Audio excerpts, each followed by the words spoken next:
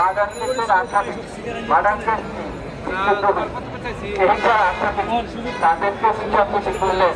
আর যারা 17 বছর গণতন্ত্রের জন্য সংগ্রাম করেছে আর যাদের কারণে আপনারা ওখানে বসে আছেন তাদেরকে বলেন যে রাজনৈতিক দল করে তাকে বিচারপতি করা যাবে না। এরকম চিন্তা করবেন না। আপনারা দেখবেন রাজনৈতিক দলগুলো তাদের যোগ্যতা আছে কিনা, যোগ্যতা ভিত্তিতে নিয়োগদান করেন, আমরা কোনো আপত্তি করবো না। কিন্তু রাজনৈতিক বিবেচনায় যদি আপনারা এই বিচারপতি নিয়োগ করতে যান এবং সেই ক্ষেত্রে যদি আপনারা ফেরে ফেরে দর্শককে বিচারপতি নিয়োগ করেন তাহলে সেটা আমরা মেনে নেব না। আমরা প্রয়োজন হলে এই কর্মসূচি ছাড়াও আরো কঠোর কর্মসূচি গ্রহণ করবো যদি আমাদের পেশাজীবী সংগঠনের বক্তব্য আপনাদের কানে না যায়।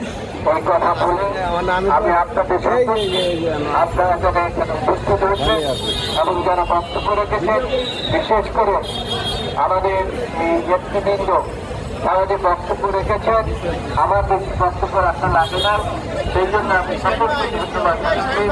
আল্লাহ এই বন্ধুরা এখনো কি করতে ব্যস্ত তাদের শুভবুদ্ধির উদয় দান করে।